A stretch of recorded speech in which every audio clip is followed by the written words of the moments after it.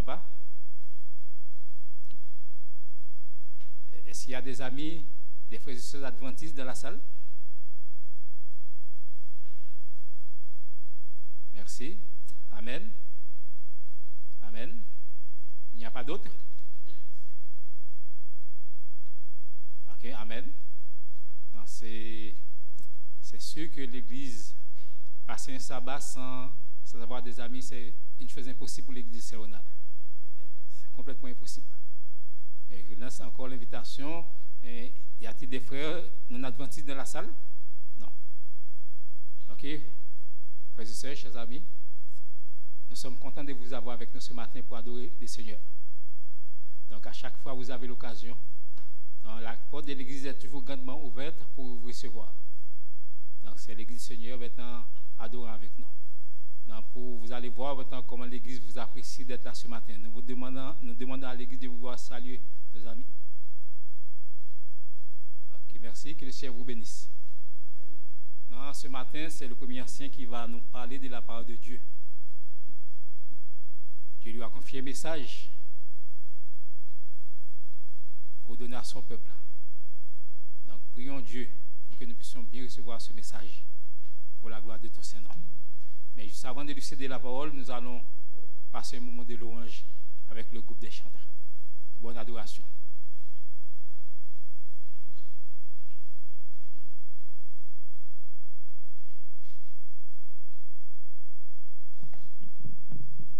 Chers adorateurs du vrai Dieu, encore un autre moment de louange est offert à chacun de vous présents dans cette assemblée, ou qui adore Dieu avec nous à travers le web, de louer, de glorifier et d'adorer celui qui a fait le ciel, la terre, la mer et les sources d'eau, le Dieu éternel, dont la puissance et la magnificence dépassent l'entendement et la compréhension humaine. Les anges qui lui sont restés fidèles disent sans cesse: Saint, Saint, Saint est l'Éternel des armées, toute la terre est pleine de sa gloire. Pourtant, ce Dieu réclame de nous tous pécheurs notre adoration et nos louanges. Dans cet esprit, nous vous invitons à le louer, à lui rendre gloire en chantant les paroles trouvées au numéro 42, à toi la gloire au mon céleste Père, et le numéro 108, il va venir, le Seigneur que j'adore. Levez-vous, sœurs et frères, et chantez avec vie, car notre Dieu est vivant, nous devons l'adorer de façon vivante. Chantons les paroles trouvées au numéro 42, à toi la gloire au mon céleste Père.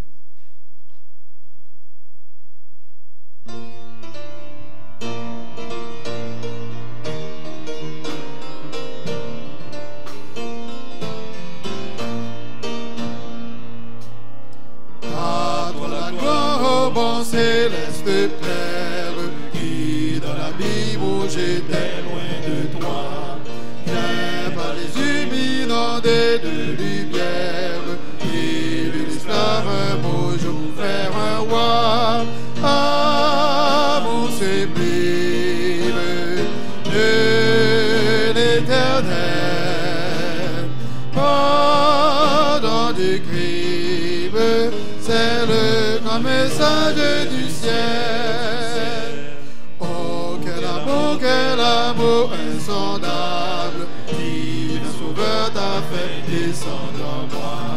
Blasphémateur, indigne et misérable, ah, moi seulement je frissonnais d'effroi. Ah, mon sublime de l'Éternel, pardon du crime, c'est le grand message du ciel. À toi ce cœur, ce pauvre cœur qui t'aime, à toi ma vie, ô toi qui m'as sauvé. Humble fleuron à ton petit diadème, je suis à toi car ton sang m'a lavé.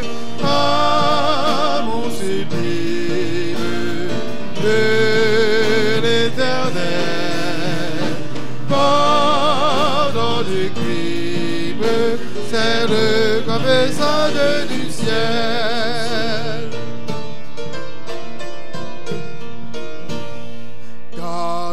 Dieu protège ta conquête, trop faible hélas pour combattre sans toi. Et que bientôt dans l'éternelle fête, avec les tiens je contemple mon roi. Ah, mon sublime de l'éternel, pardon du crime, c'est le grand message du ciel. Le numéro 108.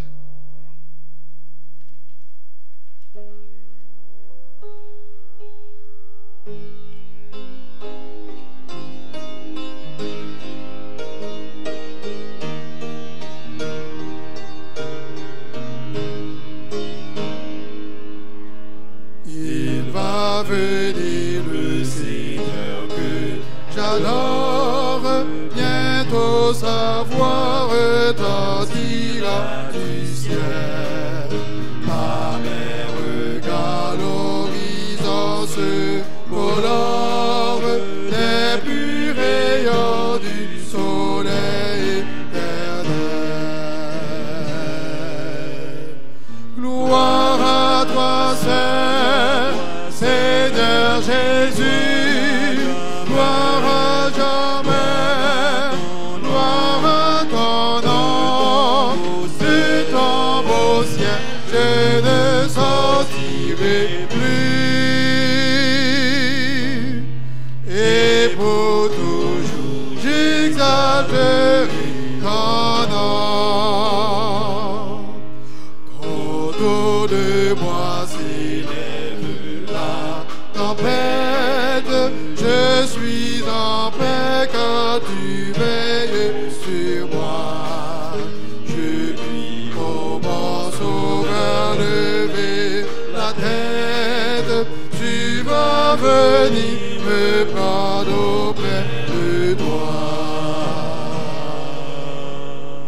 Gloire à toi, Seigneur Jésus, gloire à jamais, gloire à ton nom, sur ton beau ciel je ne sortirai plus.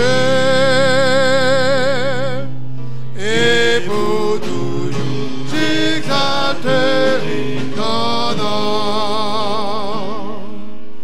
2 ans de paix où ton amour m'appelle, sainte cité demeure des élus. Les yeux qui éclairent de gloire éternelle me sont ouverts par toi-même, ô Jésus. Gloire à toi, Seigneur Jésus, gloire à jamais, gloire à ton nom, de ton beau ciel, je ne sortirai plus. Et pour toujours, j'exalterai ton nom.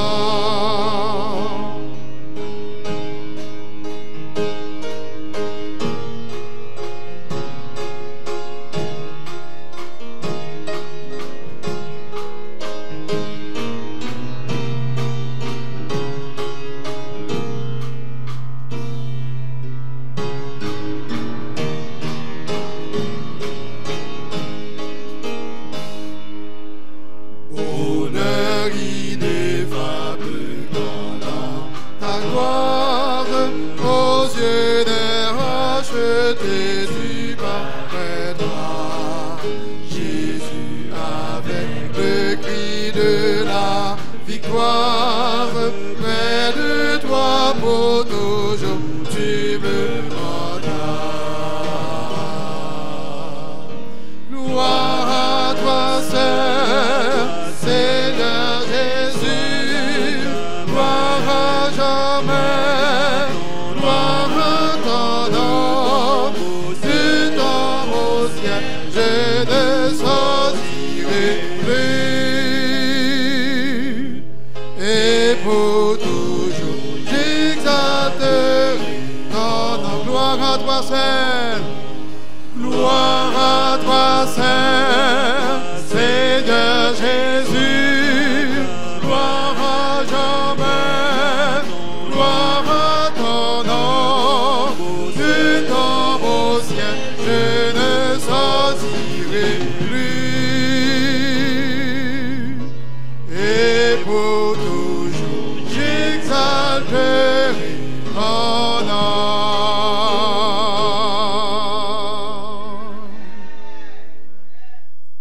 Le numéro 33. Louez le nom de l'Éternel, célébrez-le dans vos cantiques, que votre chant soit solennel et vos paroles magnifiques.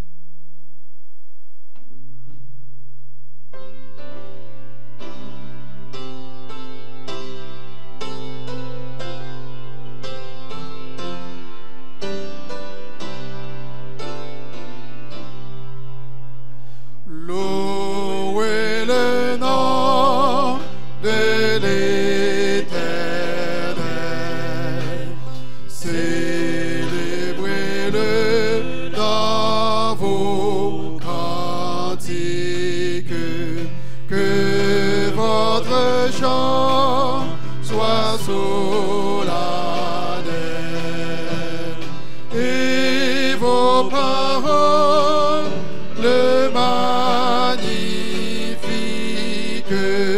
Lui seul est grand, lui seul est saint. C'est par lui seul que tout subsiste. À son pouvoir, rien ne résiste. Lui seul aussi doit être craint. Lui seul aussi doit être craint. Devant ce roi de l'univers, s'évanouit toute puissance. Il va parler terre et mer. Écoutez-le dans le silence. Il enrichit, il appauvrit, il agrandit, il humilie. Cesse-t-il de donner la vie? L'homme aussitôt périt. L'homme aussitôt tombé périt. Ce Dieu si grand et glorieux se révèle à nous comme un Père, son bien-aimé du haut des cieux est descendu sur notre terre. Il se charge de nos douleurs. Il prend sur lui notre injustice. Il accomplit le sacrifice qui sauvera jamais les pécheurs. Qui sauvera jamais les pécheurs.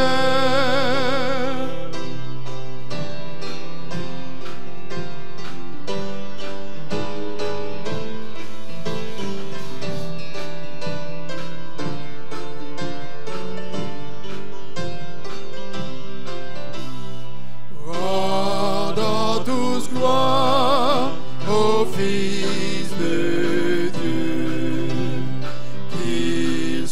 exalté dans l'Église, car lui désormais en tout lieu, toute puissance soit soumise, c'est par lui que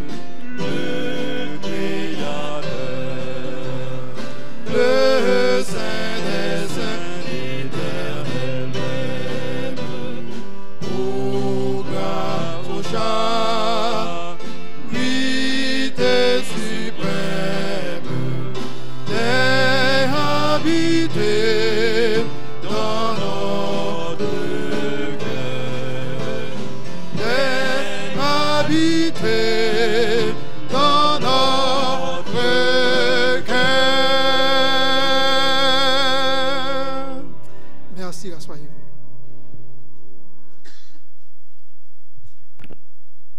Adorateurs du grand Dieu, que la paix de Dieu soit avec vous tous. Comment avez-vous passé la semaine? Très bien, par la grâce de Dieu. Nous avons été dans nos activités coutumières et c'est pour nous une grâce d'être dans la maison du Seigneur, pour pouvoir l'adorer. Mais il y a d'autres personnes qui n'ont pas ce privilège car elles sont retenues à la maison et il y en a qui nous suivent via Internet, qui sont malades. Et nous, le Seigneur nous a permis d'être dans sa maison pour l'adorer, pour méditer sur sa parole. Aujourd'hui, nous n'avons pas de chants spéciaux, mais le Seigneur nous a bénis dans le moment de louange. Amen. Est-ce que notre Dieu mérite d'être adoré? Est-ce qu'il mérite d'être honoré et loué? Amen. Parce que il a fait le ciel, la terre, la mer et les sources d'eau. En tant que créateur, il est digne d'être adoré. Amen. Et ce midi, ce Dieu nous soumet une réflexion dont le titre est « Endurcissement du cœur de Pharaon, choix ou contrainte ». C'est face à cette problématique qu'il nous met ce midi. Et le texte de base que nous avons tiré dans le récit que nous allons considérer aujourd'hui a été lu par notre frère Audelin Joseph. Et je vous demande de relire avec moi ce texte que nous trouvons dans le livre de l'Exode, Exode chapitre 9, verset 12. Lisez avec moi, chers frères et sœurs. L'Éternel endurcit le cœur de Pharaon. Je ne vous entends pas. Je ne vous entends pas, même quand il y a beaucoup de places vides dans la salle, mais vous êtes assez nombreux pour que je puisse entendre votre voix. L'Éternel endurcit le cœur de Pharaon, et Pharaon n'écouta point Moïse et Aaron, selon que l'Éternel avait dit à Moïse. Le thème Exode signifie sortie. Le livre de l'Exode est donc la mémoire vivante du peuple juif, du peuple d'Israël. Les 15 premiers chapitres présentent un Dieu libérateur qui a choisi comme instrument de libération un Hébreu pour sauver des Hébreux souffrants. Et cet homme est Moïse, assisté par son frère Aaron. Le Seigneur a entendu la souffrance de son peuple. Il se révèle à Moïse et l'envoya en Égypte vers Pharaon. Et c'est par des fléaux que Dieu contraint les Égyptiens à laisser partir son peuple, car ils ne voulaient pas. La plupart des gens ont du mal à comprendre pourquoi Dieu a endurci le cœur de Pharaon. La déclaration « L'Éternel endurcit le cœur de Pharaon » suggère que la liberté individuelle est suspendue, du moins temporairement, et que Dieu contrôle les actions et les décisions humaines. La question qu'on doit se poser, si Dieu endurcit le cœur de Pharaon, ce dernier était-il responsable de ses actes? Si Dieu endurcit le cœur de Pharaon, est-ce que Pharaon était responsable de ses actes? Une autre question à se poser, où est passé le libre arbitre que Dieu a mis dans l'homme? Cette expression « Dieu endurcit le cœur de Pharaon » doit être clarifiée. Dans certaines langues, en français ou en anglais par exemple, l'expression « endurcir le cœur » se rapporte habituellement au côté émotionnel d'une personne. Dans de tels cas, on veut dire qu'elle est insensible, cruelle même, envers les autres. Et en créole, on dit que moun sa rien qu'elle dit, donc elle roche. Par contre, l'expression en hébreu, endurcir le cœur, ne met pas l'emphase sur le côté émotionnel de la nature humaine, mais plutôt sur ses rapports rationnels et évolutifs. En d'autres termes, l'accent est mis sur la volonté de la personne à faire ou ne pas faire une chose. Et dans la Bible, le mot cœur est considéré comme le siège de la pensée rationnelle et de la décision, de la prise de décision. Si sur le plan biologique, le cœur se trouve ici, mais sur le plan spirituel, le cœur se trouve de ce côté-là. Et en d'autres termes, endurcir le cœur signifie que la personne n'utilise pas adéquatement ses capacités rationnelles. Et elle choisit de demeurer indifférente même lorsque elle est confrontée à des preuves. Elle est confrontée à des faits tangibles et clairs. En général, on dit que cette personne s'obstina. Cette personne a de l'entêtement. Il n'est pas capable d'entendre en rien, il borné. Une attitude irrationnelle, plein d'esprit, il conserva. Malgré les faits tangibles, il conserva sa position, bien qu'elle soit erronée. Dans le récit de l'Exode, l'expression « endurcir le cœur » est utilisée environ 20 fois. Si vous lisez le livre de l'Exode, vous allez rencontrer cette expression environ 20 fois. Mais dans la moitié de ce nombre, Dieu est l'agent. C'est-à-dire c'est lui qui endurcit le cœur de Pharaon. Et dans l'autre moitié, c'est Pharaon qui est l'agent. Lui, il endurcit son propre cœur. Donc, frères et sœurs, pour comprendre cette expression, nous devons considérer les plaies qui sont mentionnées dans le récit. Et Dieu a utilisé ces plaies pour faire éclater sa gloire. Et le conflit entre le Seigneur, Pharaon et les Égyptiens éclate quand Pharaon a déclaré « Qui est l'Éternel pour que j'obéisse en laissant partir le peuple d'Israël » Cette interrogation est insolente. Insolente. C'est un manque d'égard à notre Dieu. Qui est l'Éternel pour que j'obéisse à sa voix? Par cette interrogation, le monarque voulait mettre en question la puissance, la force, l'autorité même de Dieu. En conséquence, Dieu décide de faire des prodiges, des merveilles par lesquelles Pharaon et les magiciens et les Égyptiens connaîtront que je suis l'Éternel. Amen. Je suis l'Éternel. Je suis l'Éternel. Pharaon endurcit son cœur et ne voulut pas laisser partir le peuple d'Israël. Voyons de plus près, frères et sœurs, les 10 plaies dans les chapitres 7 à 11 de l'Exode. La séquence des événements dans le récit explique clairement ce que Dieu veut. Qu'est-ce que Dieu veut? Dieu veut la libération de son peuple. Et dans ce récit aussi, nous voyons ce que Pharaon veut. Pharaon veut que le peuple reste en esclavage.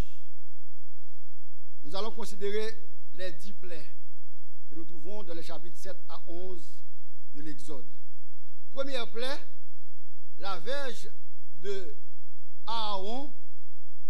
La verge de Aaron est devenue... Ah, vous ne connaissez pas le récit. Vous ne connaissez pas le récit. Un serpent. La verge de Pharaon est devenue un serpent. Les magiciens que Pharaon avait appelés a fait aussi ce miracle. Leurs verges sont devenues aussi des serpents. Mais qu'est-ce qui est arrivé? Le serpent de Pharaon, de Aaron, a avalé tous les serpents des magiciens. Et nous allons voir à la fin de chaque plaie, il y a une conclusion. Il y a une conclusion à la fin de chaque plaie. Et Exode 7, verset 13, il a dit, le cœur de Pharaon s'endurcit. Et il n'écouta point Moïse et Aaron selon ce que l'Éternel avait dit. Deuxième plaie, les eaux du fleuve sont changées en sang. Les eaux du fleuve sont changées en sang.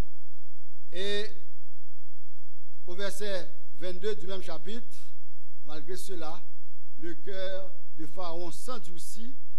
Il n'écouta point Moïse et Aaron, ce que l'Éternel avait dit. Troisième plaie, les grenouilles montèrent du fleuve, des rivières et de l'étang et couvrirent tout le pays d'Égypte. Et c'est une catastrophe pour le pays d'Égypte. Face à cette catastrophe, Pharaon appela Moïse et Aaron et il leur demanda de prier. Moïse a prié. L'Éternel a entendu et exauça Moïse. Moïse pensait que Pharaon allait céder. Mais non. Exode 8, verset 11. Pharaon, voyant qu'il y avait du relâche, endurcit son cœur. Et il n'écouta point Moïse et Aaron selon ce que l'Éternel avait dit. Quatrième plaie, la poussière de la terre fut changée en poux sur les hommes et sur les animaux. Et cette fois-ci, les magiciens comprirent la situation et dirent à Pharaon, c'est le doigt de Dieu. Malgré tout, Pharaon a répondu, et on a vu dans Exode 8, verset 15, le cœur de Pharaon s'endurcit, et il n'écouta point Moïse et Aaron selon ce que l'Éternel avait dit. Cinquième plaie, frères et sœurs, des mouches venimeuses envahirent la maison de Pharaon, la maison de ses serviteurs, la maison de tout le pays d'Égypte. Et Pharaon demanda à Moïse de prier et Dieu a exaucé la prière de Moïse. Malgré tout, Pharaon endurcit son cœur et il ne laissa point aller le peuple d'Israël. Frères et sœurs, premièrement, le récit des 5 premières plaies montre clairement que Pharaon endurcit son propre cœur. C'est Pharaon qui endurcit son propre cœur. Son auto-endurcissement, son obstination le rendit responsable de ses actes. C'est sa décision personnelle de ne pas laisser partir le peuple de Dieu. Deuxièmement, l'endurcissement augmenta en intensité jusqu'au point où même les dignitaires de l'Égypte endurcirent le cœur en opposant au Seigneur. Car à chaque fois que Moïse et Aaron, à chaque fois que l'Éternel fit un prodige, ils ont voulu faire aussi un miracle. Et troisièmement, ce n'est qu'après la 5e plaie que le texte attribue l'endurcissement du cœur de Pharaon au Seigneur. Après la 5e plaie. Et à ce moment-là, et à la fin de chaque plaie, on va voir que c'est le Seigneur qui endurcit le cœur de Pharaon. En d'autres termes, pendant les 5 premières plaies, Pharaon endurcit son propre cœur, et pendant les 5 dernières, cet endurcissement est attribué à notre Dieu, à notre Seigneur. 6e plaie. Moïse prit de la cendre de fournaise et la jeta vers le ciel, et elle produit sur les hommes et sur les animaux des ulcères. Des ulcères sont formés sur les hommes et sur les animaux. Malgré cela, Pharaon ne laissa point aller le peuple de Dieu. Exode 20, verset 9, l'Éternel endurcit le cœur de Pharaon. Et Pharaon n'écouta point Moïse et Aaron selon ce que l'Éternel avait dit. 7e plaie, Dieu fit pleuvoir de la grêle dans tout le pays d'Égypte, sur les hommes et sur les animaux et sur toutes les herbes des champs. Dans tout le pays d'Égypte, sauf du côté de Goshen, où habitaient les Juifs. Du côté de Goshen, il n'y avait pas de grêle, car le Seigneur protégea son peuple. Exode 10, verset 1, l'Éternel dit à Moïse, va vers Pharaon, car j'ai endurci son cœur et le cœur de ses serviteurs pour faire éclater mes signes au milieu d'eux. 8e plaie, Dieu fit venir des sauterelles dans toute l'étendue du pays d'Égypte. Et ces sauterelles dévorèrent l'herbe de la terre et tout le fruit des arbres. Exode 10, verset 20, l'Éternel endurcit le cœur de Pharaon, et Pharaon ne laissa point aller les enfants d'Israël. 9e plaie, Dieu envoya des pestes ténèbres dans tout le pays d'Égypte pendant 3 mois. Mais là où habitaient, où résidaient les enfants d'Israël, il y avait de la lumière. Amen. Et Exode 10, excusez-moi, verset 21, l'Éternel endurcit le cœur de Pharaon, et Pharaon ne voulut point les laisser partir. 10e et dernière plaie.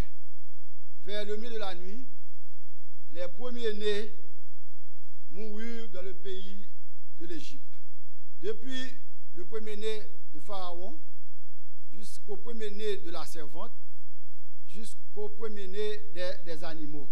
Tous les premiers-nés moururent en Israël. Et Moïse et Aaron firent tous ces miracles devant Pharaon. Exode 11, verset 10, l'Éternel endurcit le cœur de Pharaon, et Pharaon ne laissa point aller les enfants d'Israël.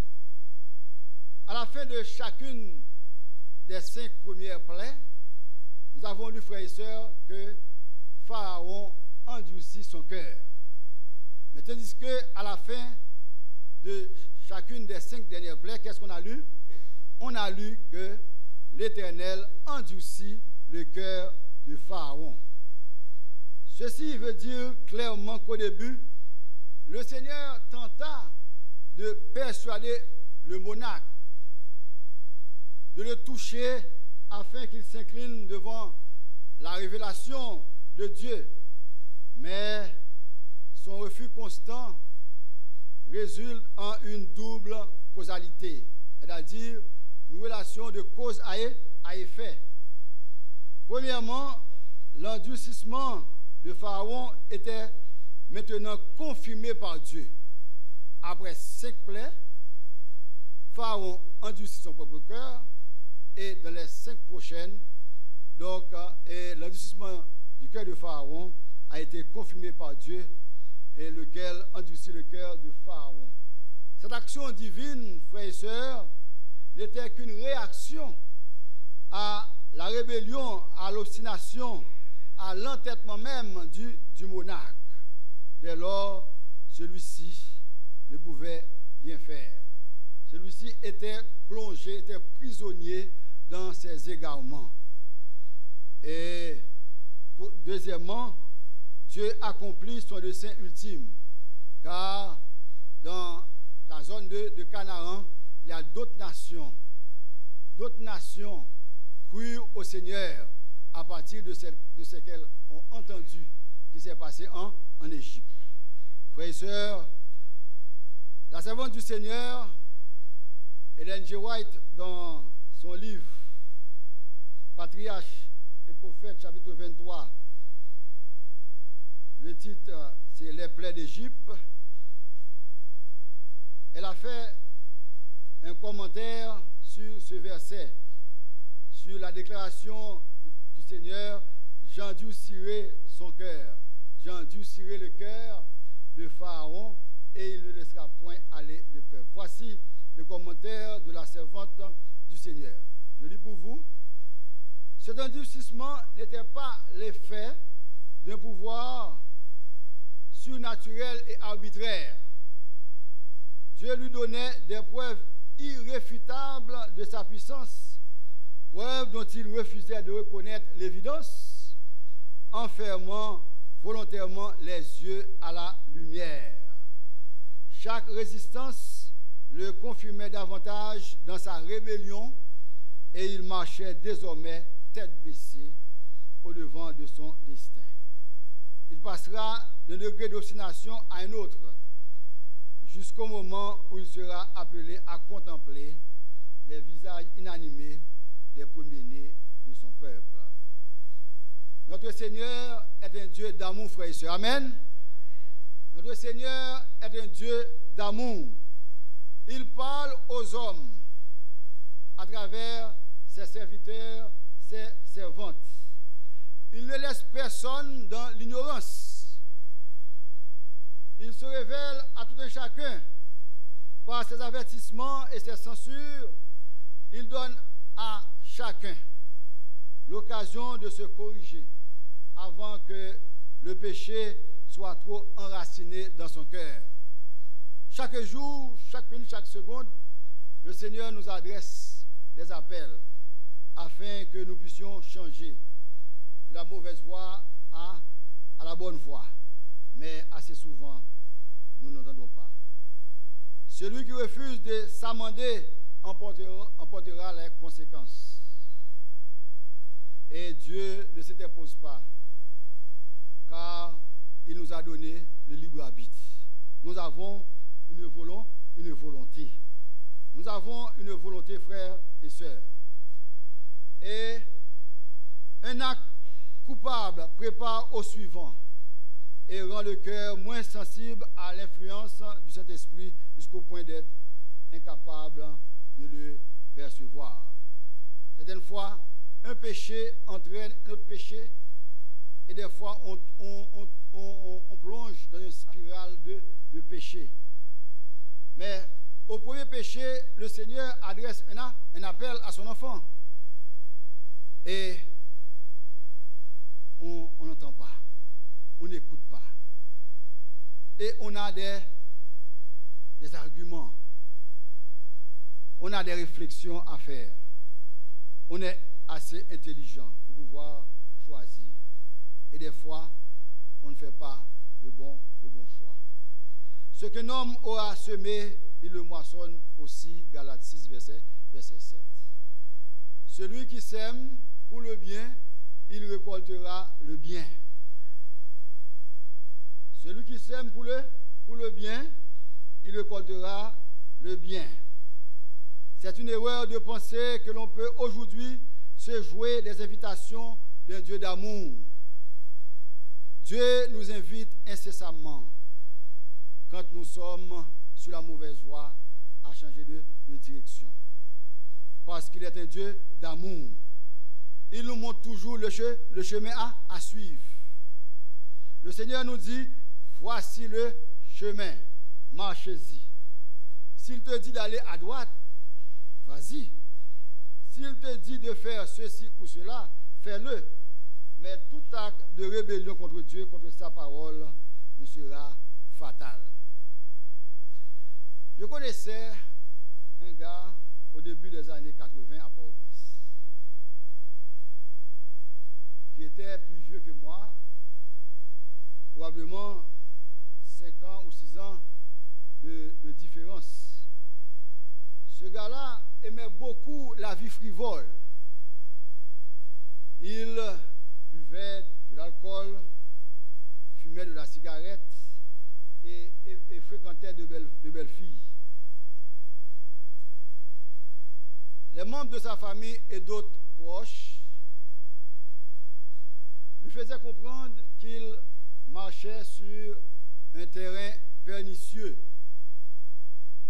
Et s'il ne changeait pas de comportement, cela pourrait lui coûter la vie. Toujours, il a répondu, « Ah, ce n'est rien, ce n'est rien, ce n'est rien. » Et quand on lui parlait de Dieu et de son Fils Jésus-Christ, il se mettait toujours encore en colère et ne voulait rien savoir. Épicurien de son état, il n'écoutait personne et vivait pour lui et pour lui seul. Ainsi, ça continuait comme ça. Quelque temps après, il a attrapé une maladie incurable, le sida. Il souffrait beaucoup. Il a tout perdu. Malgré tout, il continuait à repousser les appels du Seigneur à la conversion. Et ce qui m'a beaucoup frappé à l'époque dans son expérience là, c'est qu'au soir de sa vie, alors qu'on lui disait qu'il y a des personnes mourantes qui donnaient leur cœur à Jésus. Il y a des gens qui pourraient mourir, qui acceptaient Jésus pour sauveur. Mais lui, dans son obstination, dans son entêtement, a dit, moi, jamais. Jamais je ne le ferai pas. Il mourut dans son obstination, dans son entêtement. Mesdames, messieurs et frères, mesdames, messieurs, internautes, nous sommes responsables de nos décisions. Nous sommes responsables de nos choix. Nous sommes responsables de nos actes. Évidemment, le Seigneur ne nous a pas laissés dans l'ignorance. Le Seigneur, dans son amour, cherche toujours à nous corriger, cherche toujours à nous montrer la voie à suivre. Il nous a enseigné dans sa parole, les saintes écritures, les oracles sacrés. Le Seigneur nous a appris comment communiquer avec lui. Nous avons une âme puissante qui est la prière. Donc, si nous nous laissons influencer par son Esprit Saint, notre guide infaillible, notre consolateur, si le divin modèle, Jésus-Christ, règne en maître dans nos vies, frères et sœurs, nous réussirons dans toutes nos entreprises. Amen. Ce midi, le Seigneur lance un appel à toi, ma sœur. Il lance un appel à toi aussi, mon frère.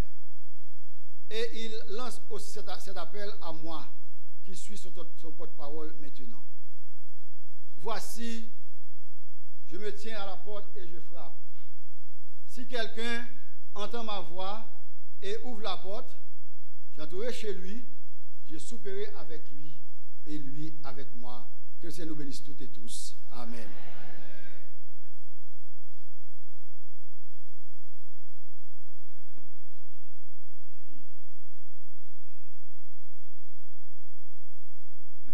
merci à Dieu pour le message d'actualité qu'il nous a envoyé ce midi par intermédiaire de son serviteur, Frère René. Donc, j'espère que vous avez bien entendu, que vous avez bien compris. Donc, nous devons partir avec le message de notre cœur pour continuer à le méditer.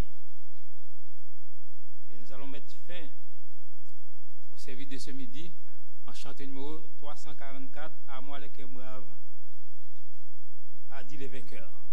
Étendons debout et chantons à la gloire de Dieu.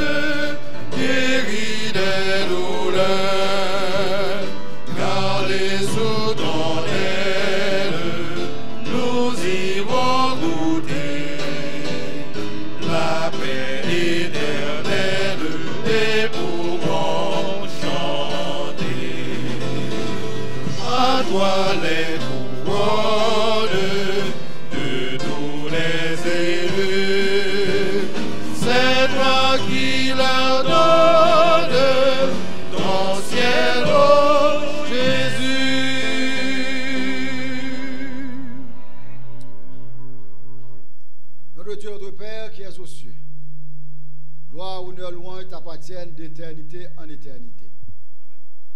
Regarde, Père, si nous sommes sur le droit chemin et ramène-nous, dans le cas contraire, sur le chemin de la vie éternelle.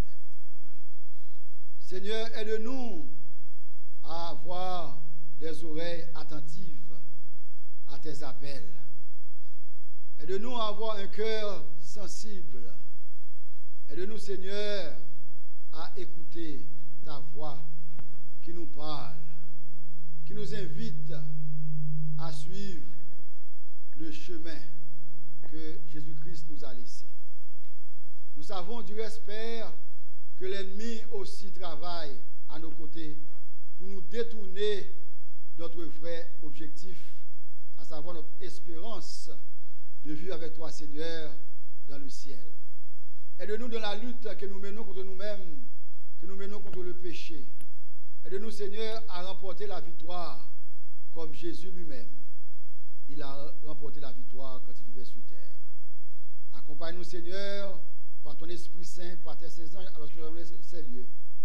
Que ta paix, ta grâce, tes bénédictions se reposent sur chacun d'entre nous. Qu'il nous soit ainsi, Père. Au nom de Jésus, ton cher Fils, à louer vienne la louange et gloire, mais avant tous les temps, maintenant et au siècle des siècles. Amen.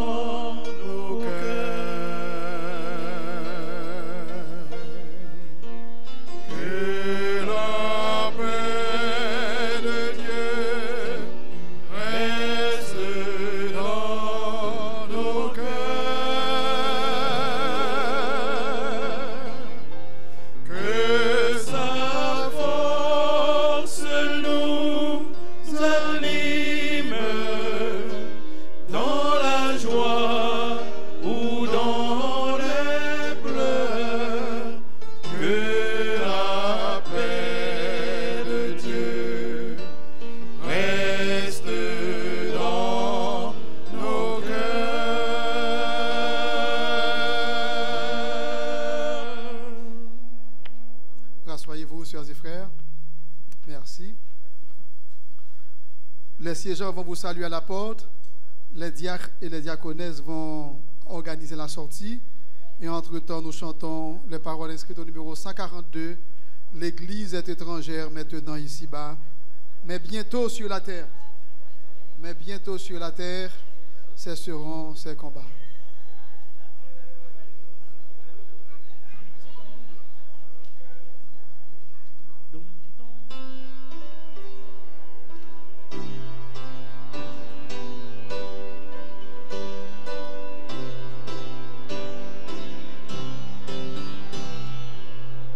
L'Église est étrangère maintenant ici-bas, mais bientôt sur la terre cesseront ces combats. Oui, le repos s'apprête et le ciel va s'ouvrir. Levons la tête, le Seigneur va venir. Le Seigneur va venir. C'est un époux, un frère, c'est un roi glorieux, éclatant de lumière qui descendra des cieux. Oui, le repos s'apprête et le ciel va s'ouvrir. Levons la tête, le Seigneur va venir. Le Seigneur va venir.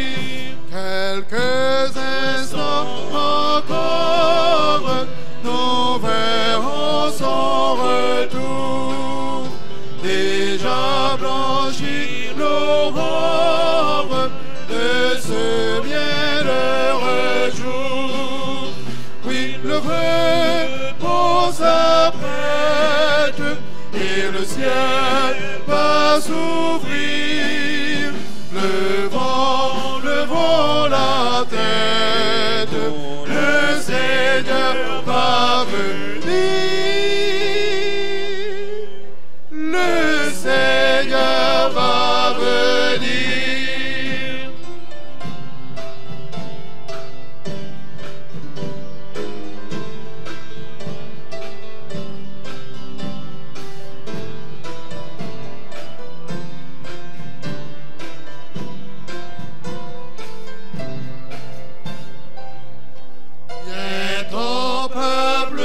Fidèle, les yeux fixés en haut, de désir éternel.